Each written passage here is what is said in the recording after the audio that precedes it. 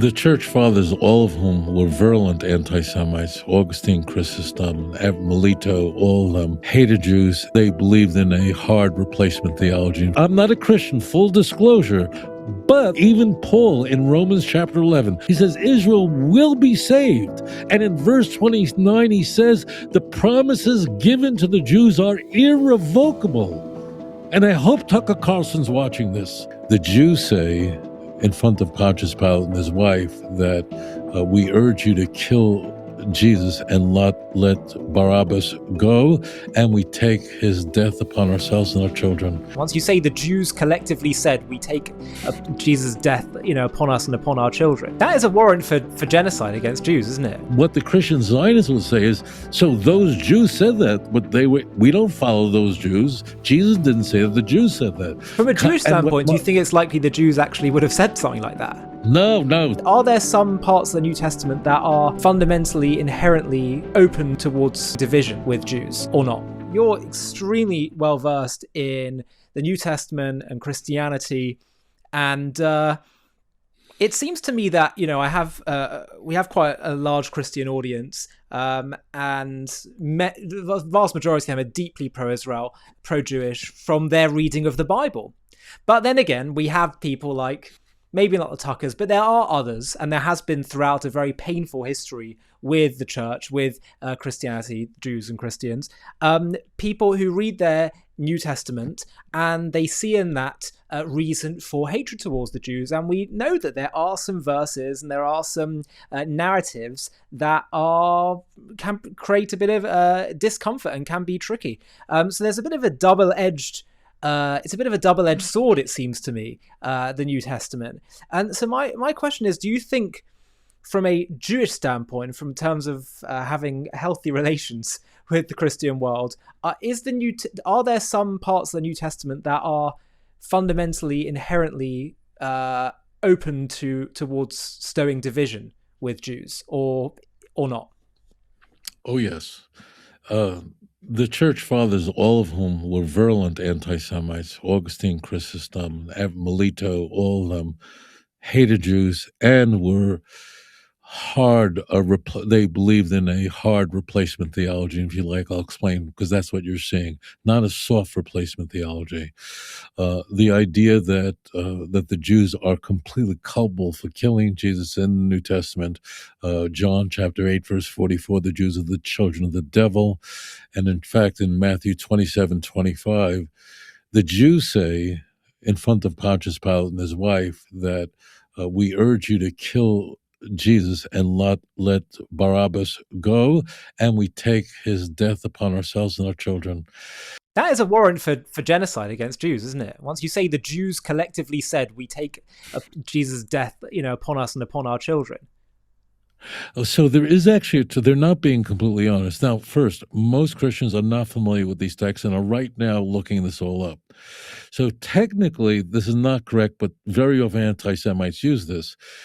There's a little deep, so listen carefully. So Matthew 27 is the Passion narrative. It's the chapter where the Jews are telling Pontius Pilate and his wife, let Jesus go and kill Barabbas, okay? And it's horrible. The Jews look terrible, and they look horrible in John 18 and 19. It's a nightmare. There's a reason for this, but I want to explain why there are Christians that are pro-Israel too, or else we'll leave out the whole picture there. But the key is the Jews say we take his blood upon ourselves and our children. And this is Matthew 27, verse 25. But that doesn't mean it's true. That means from the Christian standpoint, and this is how Mike Huckabee would respond. If he was here, he would agree with everything. What the Christian Zionists would say is, so those Jews said that, but we don't follow those Jews. Jesus didn't say that, the Jews said that. From a Jewish standpoint, do you think it's likely the Jews actually would have said something like that? No, this is all nonsense. The Christian Bible, and not so much the letters of Paul, even though Paul says that the Jews are totally responsible for killing Jesus. 1 Thessalonians chapter 2, verse 16, verse 14 through 16. It explicitly says that. There's no way to get around it. The Jews are, in John 19:11, a conversation between Jesus and Pontius Pilate. Jesus says to Pontius Pilate, you have not committed any sin, but rather those who gave me over to you in brackets, the Jews, it is therefore their sin is greatest. It's very explicit. The church fathers were not crazy. They were reading these texts, and specifically the storytelling. The Quran is hard to read. I don't know if you've tried it. I've read it a few times, and it's not cohesive. It's not it's most of it is incoherent. The Gospels in particular, 89 chapters, are highly coherent, very well written. There's a very clear protagonist and antagonist. The Jews do not come off well, and they are portrayed as uniquely responsible for Jesus' death, and that Pontius Pilate was a lackey. And this is exactly what Tucker's talking about when he's saying in the United States that Jews disproportionately control government and Jews are controlling American foreign policy. Nick, for one thing, saying this is all Christian anti-Semitism. This is all the stuff that you found the church fathers talking about, that the Jews are real. This is the Protocols of the Elders of Zion, a forgery written in the early 20th century by Nikolai II, a virulent anti-Semite, who was made a saint by the Orthodox Church, the most anti-Semitic denomination of the Christian religion, which is mind-blowing. So the key is this notion that the Jews really are disproportionately, while small, control the world's media. After all, we control Pontius Pilate. We control the head of the Roman Empire to crucify an innocent person instead of a bandit like Barabbas. So this is all very, very Christian. And therefore the church fathers all said this, that the Jews are no longer chosen and are replaced by the church. The church is a new Israel. And that's where Tucker is. The only thing is Tucker is not a theologian, so he says stupid things. See, he has a person who was a Christian anti-Semite that was more knowledgeable would never say something as dumb as Tucker. So Tucker is simply just picking up from all these conspiracy books, but a serious Christian theologian that was an anti-Semite would never say something so dumb. The reason why it's really stupid is because the church always looked at the critical verses about the Jews towards the end of days. We'll always say that's really the Jews, and look at them. I need to explain this for the viewers. This is so critical. So if after this show you opened up Ezekiel 36, I beg you to do that. Just one chapter. The Jews are criticized by that prophet of blessed memory 2,500 years ago. There's a lot of criticism in Ezekiel 36. And the church is very happy to say all that criticism belongs to, yes, the Jews. And we agree, it is criticism of us, because Ezekiel wanted to make us better, like Isaiah. But the end of Ezekiel 36 is the Jews will return back to their land and will never be exiled again. That's how the book of Amos ends.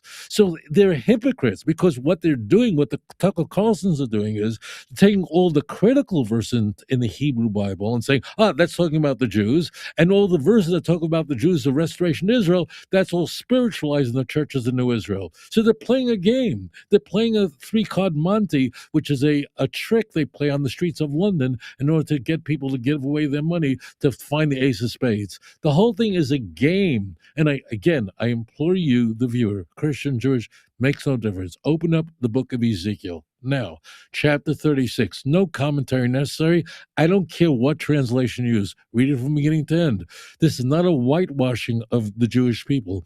The Jews are criticized heavily in the Hebrew Bible, as is every one of our leaders. However, read the book. The Jews will return back to the land of Israel, will be restored. Read Jeremiah 30, verse 3. Read Amos, chapter 9, 14, and 15. If you have trouble memorizing these numbers, don't worry about it. Just take the book of Amos, who came from Jerusalem but preached in the north. It's a very critical book about the Jews, a lot of it. Why so much criticism? Because they wanted to make us better. But the last two verses of the book, so all you know is Amos, last two verses. Read it for yourself.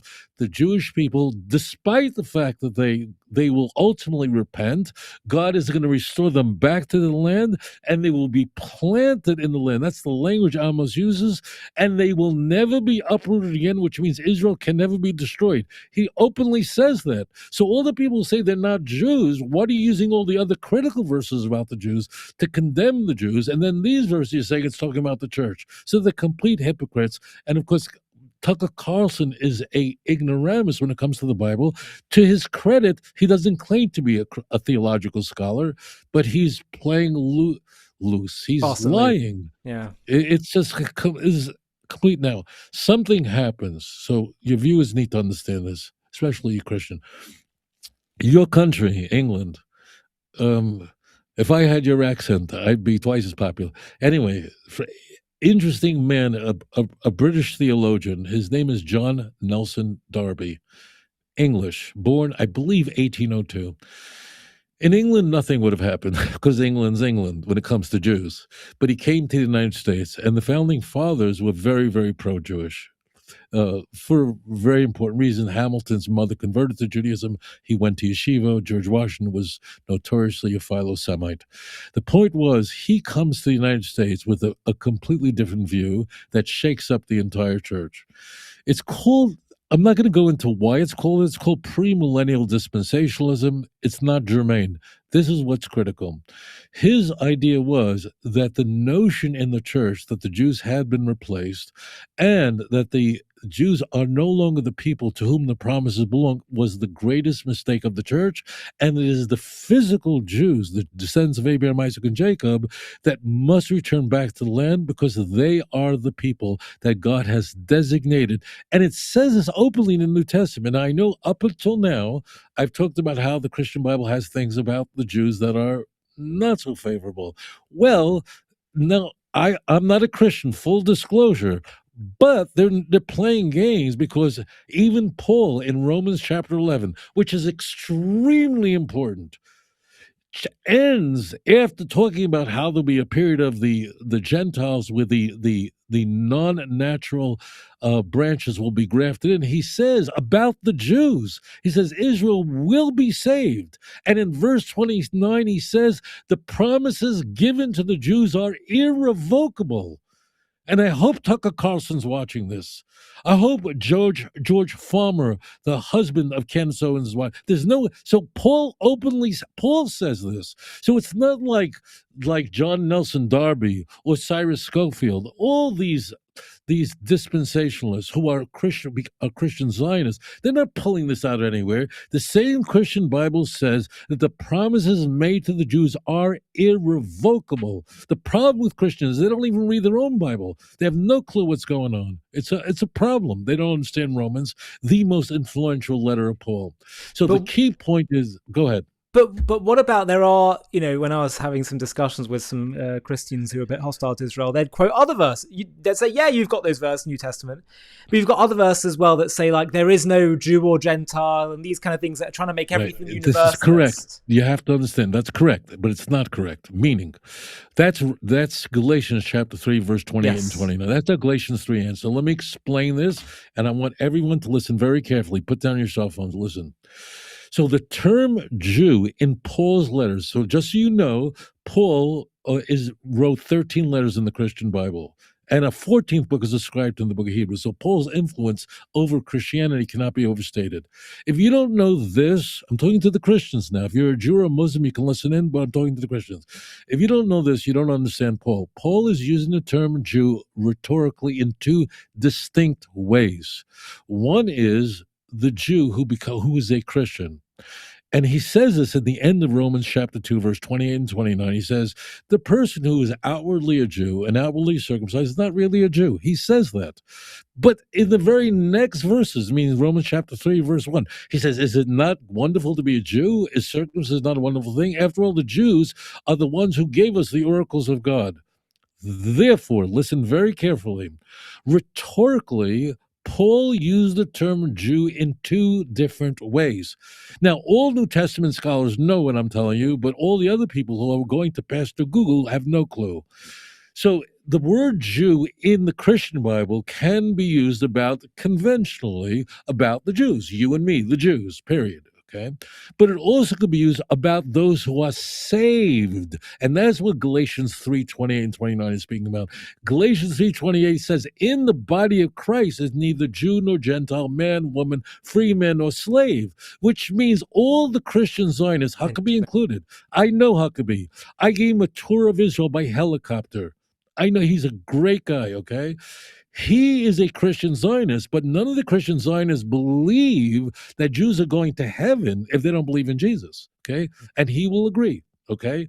So let's be very clear. So when Galatians 3, which is the most important chapter of the second most influential letter of Paul, says that he's speaking about salvation. For instance, it says there's in the body of Christ is no Jew nor Gentile, man nor woman. Is there a difference in a man and a woman? Of course there's a difference in a man and a woman. What he's saying is spiritually, both a man or a woman, if they are Christians, there's no difference spiritually. That means they both go to heaven. Therefore, Biglal zeh, Paul is saying that it doesn't make a difference if you are born Jewish or born a Gentile in the body of Christ. If you believe in Jesus, so you're going to go to heaven. Incidentally, right now, there are thousands of Christians who are scholars who are watching and are saying Rabbi Singer is correct. What I am saying now is not my harebrained idea to explain this. This is standard New Testament scholarship, but most people don't know, forgive me, what the hell they're talking about. So just to sum this all up, the term Jew is used rhetorically in two different ways, and the scam artists conflate it. It is true that the word Jew, in fact, in Galatians 4, the very next chapter, Paul says, those who believe in Jesus, they are the descendants of Sarah, and those who believe in the law will save you. They're the descendants of Hagar, which means Paul is saying that you, Ali, and me, Tovia, are descendants of Hagar. This is insanity, but Paul says that. But he's rhetorically using the term Jew there as someone who believes in Jesus. So, but by conflating these two separate rhetorical devices, you suddenly can have people who are good people who are totally fooled over Christian theology. This is standard. This is anybody reading this in context will understand. Anybody who has any degree in New Testament systematic theology knows what I'm talking about.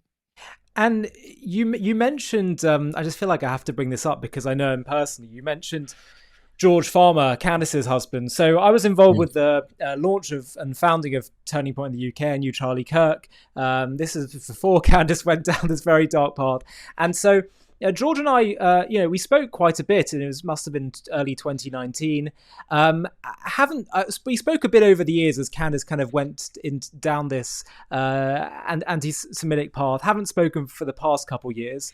But I just kind of feel like because I know you've mentioned this and other people have mentioned this, that I just want to kind of add into the mix that, as someone that I had quite a lot of conversations with him, I only ever experienced a deeply passionate philo-Semitism, love of Jews, Judaism, Zionism, and Israel. Now, I'm aware. Listen, I don't know where he sits now. I'm also aware that he underwent a conversion to Catholicism from evangelical position, and that was around about the time that him and I were talking about all of this. But I just wanted to just have that said on record, and as I really don't know where he's at now. I know he was struggling with it at the time when all the stuff with Kanye West was happening and Candace was talking about it. But so I'm not here to vouch for what his positions are right now, but just to say at the time, have it on record, have it on note that I did find him actually certainly not to share this kind of sentiments we're seeing from Candace right now. Right. So he comes from an Anglican background. And for those who don't know this, the Anglican Church, which is the largest Protestant denomination in the world, is divided completely in half. It's the Protestant denomination that is most closely, most like the Roman Catholic Church in terms of its liturgical prayers. It's very similar to the Roman Catholic Church, but without a pope, of course. The Anglican Church is divided completely. One part of it is the liberal Anglican Church and the Archbishop, and they tend not to be pro-Israel at all. However, there's the conservative end of the Anglican Church that are conservative politically and all family values, all those things, and they tend to be extremely pro-Israel. George's father, and George was raised in that. George's father's name is Michael. He is a person of enormous esteem and influence in England. I believe he's a member of the House of Lords. Sure. Yeah. Now, he is more pro-Israel pro-Jewish in a way. I'm going to have to explain this, but theologically, he's even more pro-Israel than the American Zionists. what do I mean? So I'm gonna people don't understand what's going on. So Mike Huckabee, you can't pro-Israel, pro-Jewish, all of that, Philo-Semon, all that. He believes actually there are two covenants. Just so I want to break down the theology. So dispensationalists believe that, now technically he's a Southern Baptist, but they hold to the dispensational theology that believes the following: God has two covenants, one with the physical nation of Israel. That does not mean Jews go to heaven if they're not Christians. Mike does not believe that, okay? So, number one, God has a covenant with the physical nation of Israel, and the land of Israel belongs to the people of Israel. He also believes Jesus cannot make his second coming unless the Jews in mass are converted to Christianity, based on Matthew 23, verse 39. And God has a second covenant with the church. And that's a spiritual covenant. In that, all Christians go to heaven. So that's a spiritual covenant. You got that? So they're actually, now this is not to be confused with something else. It's called dual covenant theology. That's John Hagee. I don't want to get everyone thing. I'll explain that in a moment. So they believe in two covenants: physical covenant with the Jews and Israel. The Jews must return to the land of Israel. If America turns its back on Israel, America will be destroyed in this view, okay? And then God has another covenant with the church. That's what Christian Zionists believe. Anglicans who are Zionists actually hype it up even more. The Anglican Zionists will say, no, God only has one covenant, and that's with the Jews. There is no covenant with the non-Jewish Christian. Yes, it's true that non-Jewish Christians go to heaven because they're Christians, for sure. They all believe that. But there's actually an organization called Anglican for Israel, and they have a website. There are people like this who love Israel because they read the Bible. It's not that they're just Philo-Semites.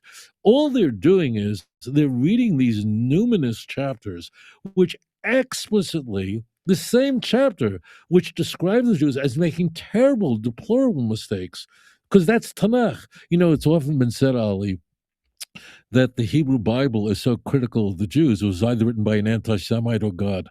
It's very critical of the Jewish people. But despite it's what makes that, it divine for me, because all the other religious books just say how all their leaders are incredible and did nothing wrong. They can't do anything wrong. They can do nothing wrong. Nothing wrong. They can't make any mistake. In fact, in Islam, they believe that prophets cannot possibly sin. And that's why it bothers Muslims that we say that King David sinned, or that he didn't do what was right, or King Solomon sinned, because in their view, that's not possible.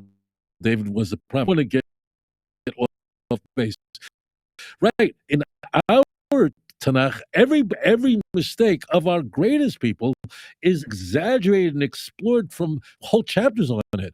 On mistake, God said to Moses, he didn't even believe in me. Moses is the greatest person that ever lived.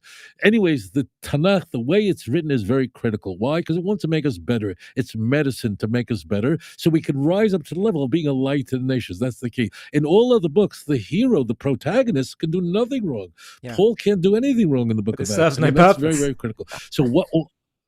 Right, exactly. So therefore, I wanted to get back to the world that George grew up in is not just any Anglican church, but the conservative Anglican Zionists that are even, in a sense, more Zionists. Now, this is not really true, literally true, but they believe there's only one covenant that God made, and that's with Israel. There is no covenant with the church. There's salvation for the church, no doubt.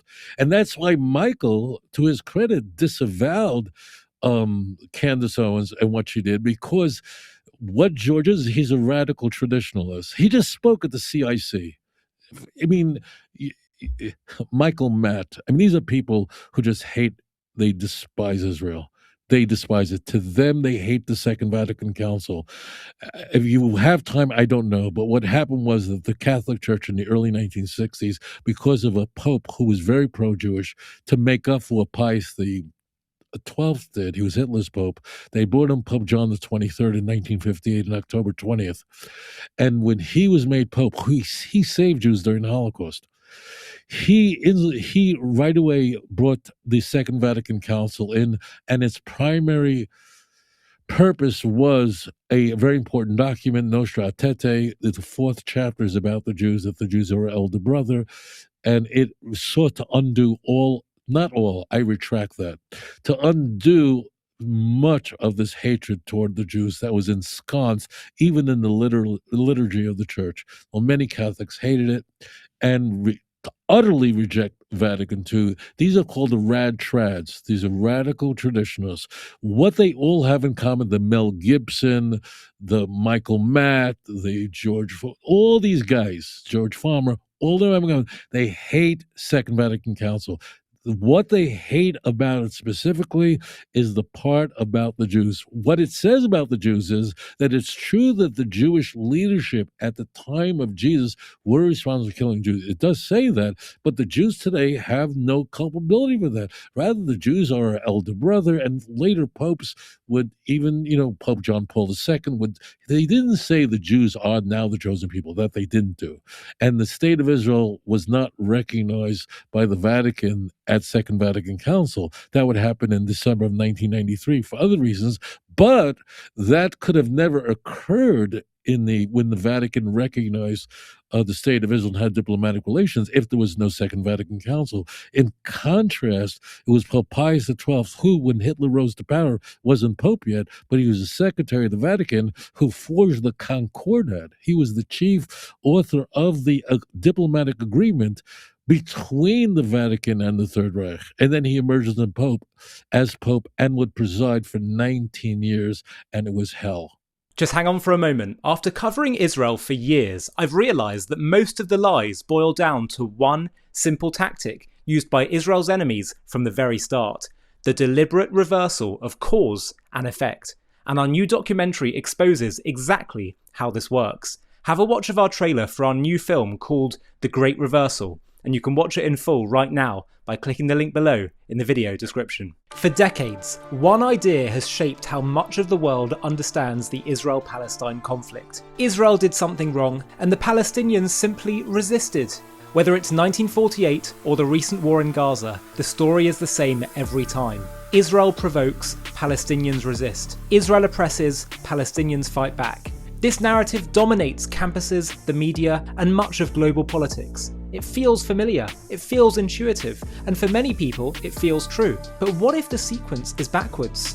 What if the origin point and every major chapter that followed has been told in reverse? In the wars of 1948 and 67, in the collapse of Oslo, in the suicide bombings of the Intifada, in the rockets after Israel withdrew from Gaza, in the massacre of October 7th, and the global narrative that followed. In this JTV Plus documentary, we're going to expose the great lie that has reversed cause and effect, a narrative engineered to help the real aggressors erode Israel's legitimacy. We'll trace the conflict from its origins to the present day, revealing how at every stage the true sequence of events was inverted, how aggression was reframed as resistance, how defense was recast as provocation, and how a conflict rooted in hatred of Jews was deliberately twisted into a story that blames the Jews. Join us as we restore the story to the order in which it actually happened and uncover the truth hidden beneath a century of lies. To watch this JTV Plus documentary and access much more premium content, click on the link in the video description.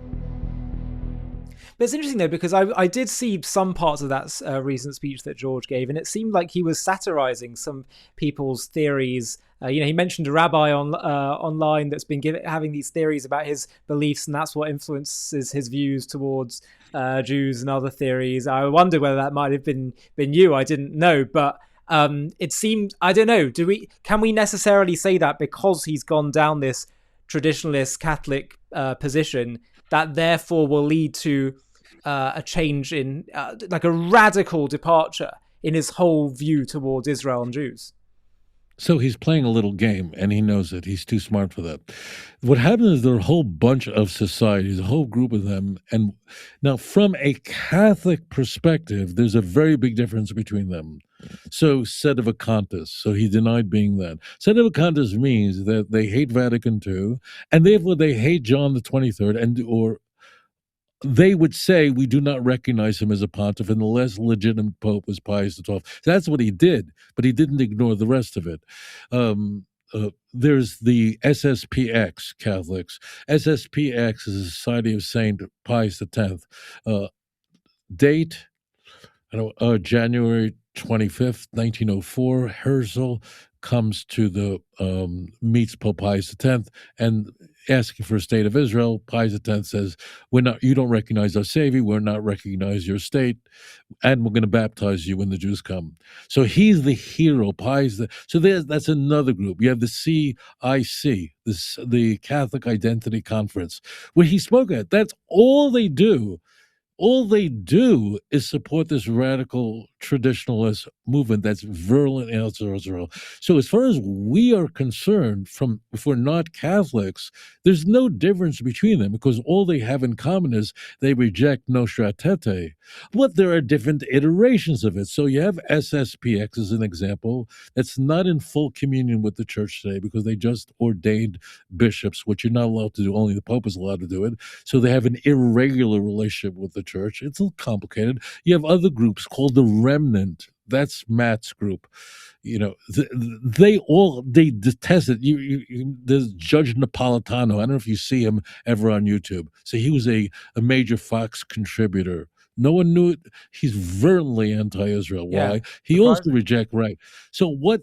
It's very critical. So a person could say is, yeah, I belong to CIC. I'm not a sedevacantist. I belong to SSPX. You can't belong to SSPX. There are only 700 members. Why? See, so it's a word game they're all playing.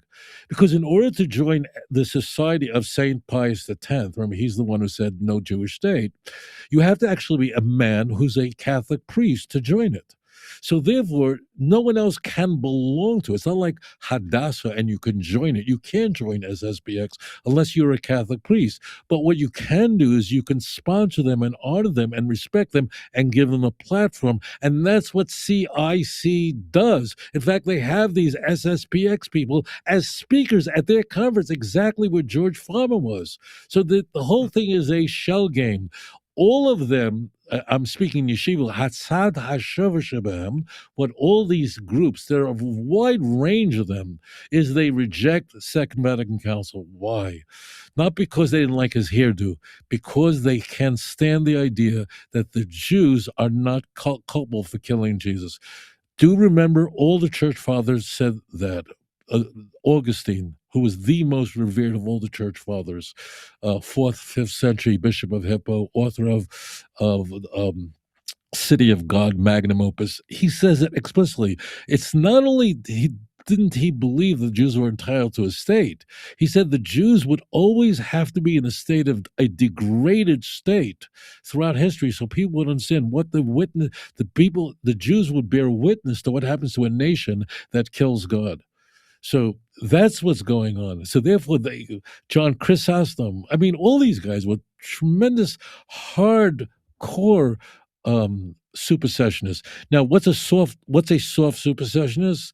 Soft supersessionist is someone who is not a Christian Zionist, but just likes Israel and thinks Israel's a great thing and thinks the Jews need Israel. They just do not believe it's God's providence for a state of Israel. So there are a lot of Christians or atheists who are very pro-Israel. Many of them are pro-Israel. It's not because of theology. They just believe they're the indigenous people. The Jews need it. No one else will take them in.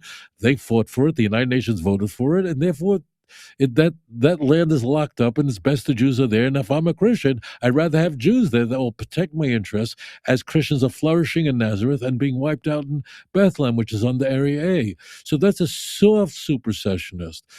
So there's many divisions. But from our standpoint, it's all the hard Roman Catholics that are anti-Second Vatican Council. But of course, you could take the Secretary of State, Marco Rubio. He's Roman Catholic. He loves Israel. So the idiocy that comes out from some people, which we just heard, you can't be Catholic and be a Zionist, is nonsense. There's no dogma in the church. There's no catechism of the church. There's no ex cathedra pronouncement of the church. Here's this lady who was Miss California, whatever it is. She converted to Catholicism 20 minutes ago, and she's suddenly making a Catholic. She's the authority on Roman Catholicism that a Catholic is like, what is she even talking about? There's nothing. The church never said that a Catholic can't be a Zionist. Now, it is true that if they thought it was possible 1,500 years ago, the Jews would have returned, they would have done it, probably. But they never did. So she doesn't know what the heck she's talking about. It's interesting about the whole George thing because, as I say, he's not he's not here to explain precisely what it is that he believes. And I get what you're doing is basically trying to make inferences based on the religious changes that he's had. It's just it just would be surprising. I'm not necessarily disagreeing with your assessment. I'm sort of saying I don't know, and it just would be remarkable to see such a shift from the George that I was speaking to. But who knows? It is interesting to learn about these different views in Christianity. Just lastly, just one or two final questions. Do you sort of feel that there is always going to be a potential danger zone between relationships with Jews and Christians for as long as Christians are of the belief that Jews are going to hell unless we convert to Christianity? Like, there's always that's always sooner or later going to cause some tension and some issues, isn't it? That's patently not the case, because there are, in the United States alone, there are 70 million Americans, the largest voting bloc. It's 1 out of every 5 Americans, that's considerable, that are Zionists, that believe that the Jews are going to hell unless they believe in Jesus. So the question has been asked and answered. Well, no, but my point is that yes, right now it's fine, but for as long as they believe that, there's always potential for these shifts, just as we may potentially have seen with the person we were just talking about now. I'm saying there's always this danger zone. For as long as you believe that this group is going to hell, yes, 1 minute you might be super pro-Israel, but you're vulnerable. Oh, so that's the key. The key is that they have their 2 covenants. They believe that the Jews have never been replaced, and they believe that supersession, if they were here right now, they would say everything the rabbi is saying is true. They believe that Israel belongs to the Jewish people, and Israel shouldn't give up 1 square inch. Mike Evans went nuts when Israel was considered giving up, and he was a Jews for Jesus guy, and I'm going to tell you that straight away. But he was literally in Jews for Jesus. So these have to be separated. And for us, it's not. For them, the Jewish people have a covenant with God that's unbreakable, that's locked in heaven. But it's going undoable. To hell. But we're going to go to hell if we don't believe in Jesus. And therefore, and here's the caveat that will sew this all together for you, Ali, and that is, as it turns out, all the missionaries that are trying to convert us, Jews for Jesus, very active in London, New York, here in Jerusalem, Chosen People Ministries, active in Jerusalem, here, New York, friends. All of these guys are Christian Zionists. All of them are. So virtually all the missionaries that are trying to convert Jews actively in an organized fashion are all Christian Zionists, because they hold to what I said earlier, and that is, in order for Jesus to make a second coming, the Jews have to be in mass converted to Christianity based on Matthew 23, verse 39.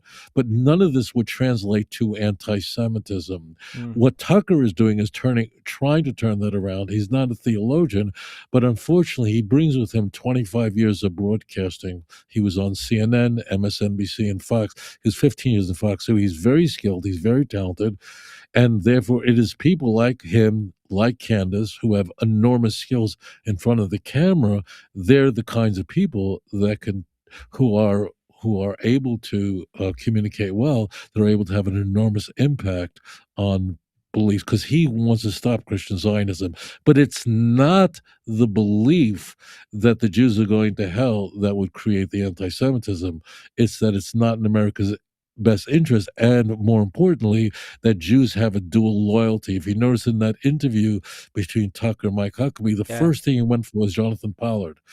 Trying to create the division that the Jews in America are not really true Americans, which really is quite the contrary, because all Zionists in America, whether Jew or Christian, believe that America's interests are Israel's interests, and America depends on Israel. So it's exactly the opposite. It's Israel that captured a MiG-21 from the Iraqis and handed it over to the CIA so they can reverse engineer it and know how to defeat it. It's Israel handed over the T-72. It's Israel that's giving over all the intelligence and all the information from the F-35s. It's Israel that's protecting America. So all Zionists, I have never in my life, and I can, even though we've never had this comment, I have never in my life met a person who's pro-Israel, Jew or Christian, who said, "Oh, I think Israel's bad for America, but it's good for Israel. No, every Zionist believes it's very important for America, Yeah, this alliance. I mean, conversely, the relationship between Russia and North Korea, they have nothing in common. Iran and Russia, they have an alliance. They have nothing in common. America and Israel have such a rich relationship, sure. ideologically and also militarily. Yeah, yeah. Just lastly, Rabbi, I'm curious. You focused so much of your time, not just recently, but over many years, on understanding Christianity and knowing how to respond to missionaries from a Jewish perspective. I'm curious why you don't focus as much on Islam and the Quran and Islamism and that kind of stuff. Right, right. Well, it's really very simple. Two reasons. Number one, in general, we don't have groups like Jews for Muhammad. So if there was a concerted effort of Muslims, that does not mean that if you walk into Hyde Park, that some Muslim would try to convert you to Islam. I'm not saying, but they're not doing what Jews for Jesus is doing in general. Look, I served as the rabbi of Indonesia for 5 years. I have never been in a country in my life where I did not experience anti-Semitism besides Indonesia. I was treated with the greatest respect. No one ever tried to convert me. So that's number one. Why would I? I mean, Jew, Jews and Islam are having the worst time right now. The Jewish world and the Islamic world. It's one of the worst relationships we're having. So why would I pour gasoline on a fire when they're not trying to convert us? On the contrary, Muslims have, when they say we respect Judaism, when they say that Judaism, there's wild anti-Semitism in the Islamic world. Wild anti-Semitism. I don't have to explain that to you. However, religiously and theologically, I'm interviewed by Muslims maybe once a week on Muslim shows. They have an enormous respect for Judaism because Sure. theologically they can't stand Christianity. More specifically, they detest the doctrine of the Trinity, and they believe that the Jews believe in Tawhid, which means the perfect unity of God. So therefore, why would I gratuitously attack Islam now when we're having the worst possible time and Muslims are in general are not trying to convert us and they don't worship idolatry? I mean, as a Jew, I'm not allowed to walk into a church.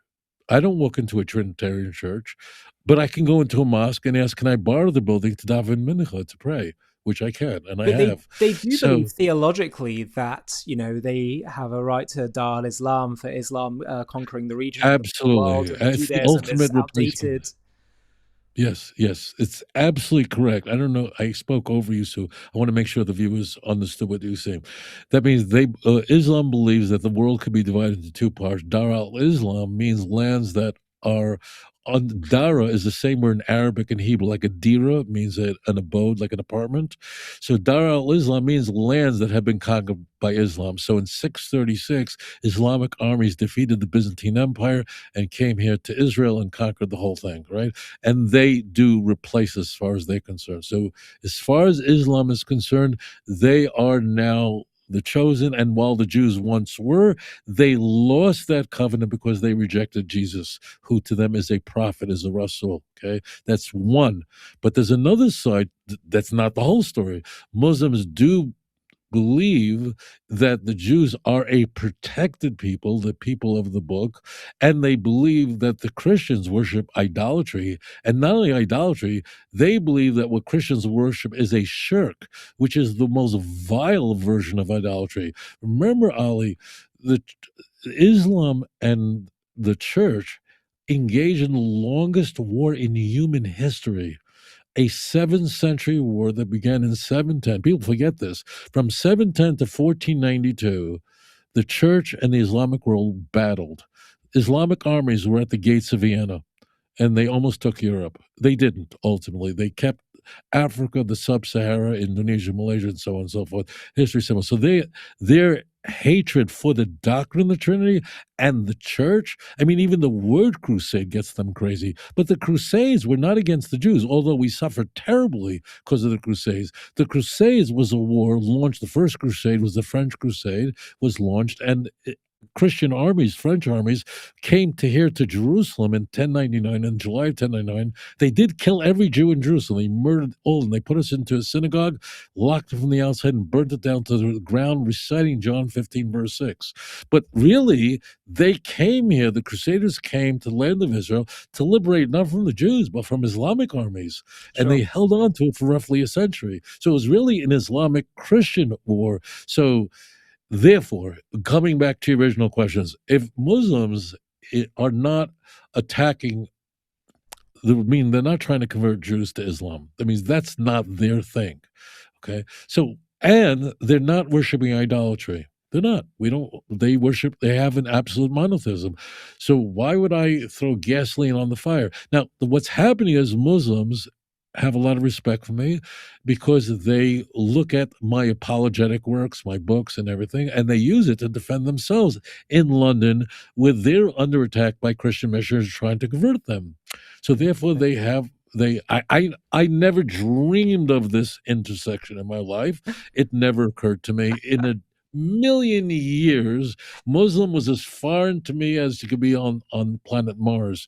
But there was an intersection where Muslims are looking to me, and I'm respectful. There's no reason for me to attack their monotheism, that they repent and they don't believe in vicarious atonement. Why would I attack their religion at the worst possible time? It doesn't even make sense. But there maybe is an theologically, we need to enlighten them to the idea that this land does belong to the Jewish people and teach them some of these Torah ideals. Yeah, there's a good way there are many ways to express yourself, and I like my way. And I could tell you this: there are millions of Muslims that watch me, and you have to know how to speak like a mensch. Everybody has their job, has a tafkid. My role is to bring Jews out of church and prevent other Jews from joining it. As a consequence, it has an enormous impact on the world, and I'm very grateful for this. And I'm very grateful for the journey that I've taken. And you could speak to the world in many different ways. Sure. And I speak in my way, which has an enormous impact on the Islamic world. Sure. And by the way, I was not at all challenging, your particular strategy. I was more just pressing you just to understand exactly. Everybody does. Everybody wants to understand why I'm doing this. But as it turns out, like take England, Muslims didn't know how to deal with Christian missionaries. They're trying to convert them in England, right? So, and they didn't really. Now they are, but they didn't really develop apologetics in the Islamic world, because if you said something against Islam, they would just take your head off. So therefore, if there's a coherent, I've written 2 very important books on the topic, thousands of videos. Don't buy my book. I'm not trying to sell anything. But because there's a systematic apologetic that addresses all these Christian arguments against Judaism, they all happen to work for Islam. Therefore, they study it very carefully. And you just have to be a mensch, which means just treat people with respect, be a mensch. There's nothing that has a bigger impact than just being a mensch, being honest and being straight. They know I'm a Zionist, and it's not that I'm a Zionist because I think that the United Nations voted for it or we needed it. I believe all those things. We're the indigenous people. Of course, that's all true. But I'm a religious Zionist, which means that this is our appointment with destiny because of the God of Israel. And you want to know something? That the Muslim respects. When you start talking to him about that we invented Intel chips and voicemail and the thing, they look at you like you're nuts. If you speak to a Muslim religiously and say, which is true, I'm a religious Zionist, while all the other things that secular Zionists believe in are true, the center of my Zionism, the center of my relationship with this land and why I live here is because of my relationship with God and because of a Bible that tells me that we will return. Read Deuteronomy 30 and 31. We're going to return to this land. Read Jeremiah 30, verse 3. We're going to return to this land. Read Amos chapter 9, verse 14 and 15. I am a Zionist because of the God of Israel. Period. End. That the Muslim respects. That's a fantastic way to end this interview, Rabbi. Rabbi, thank you so much. You've been so generous with your time. It is so wonderful talking to you, learning from you. I'm so grateful for all that you're doing, all the content you're pushing out there, and for all your insights over this really insightful and comprehensive discussion. Thank you so much. And I like that phrase, appointment with destiny. We really are in an appointment with destiny right now in these days. So let's all keep our eyes open and see how this unfolds. Just quickly, we've all heard of heaven, hell, and the afterlife, and at some point I'm sure you've given it some thought. But the Jewish view is radically different from almost everything you've been taught. And once you hear it, it will change how you understand life itself. Have a watch of the trailer for our new JTV Plus documentary called Heaven, Hell, and the Afterlife, and you can watch the full film right now by clicking the link below in the video description. Across the world, the afterlife is described in simple terms. Heaven above, hell below, the devil waiting to tempt you, and a humanity born in original sin. But Judaism tells a story that is older, deeper, and far more hopeful. Less obsessed with fear and more rooted in purpose. A story where the soul is not born guilty, but born noble. Where the body is not the enemy, but the partner. Where the devil isn't God's rival, but his assistant, because Judaism has no second power. Where hell exists, but not forever. Where heaven exists, but not as the final destination. And where the real end of the human story is resurrection, not escape. Judaism views history as a mission, not a mistake. Other civilizations teach that we are here to earn our way into heaven. Judaism teaches that we are here to bring heaven down to earth. And to understand what happens after we die, we first have to understand why we're here in the first place. In this JTV Plus documentary, we're going to reveal the Jewish vision of life after death. One of the most misunderstood ideas, but if understood correctly, can transform your very understanding of life itself. To watch this JTV Plus documentary and access much more premium content, click on the link in the video description.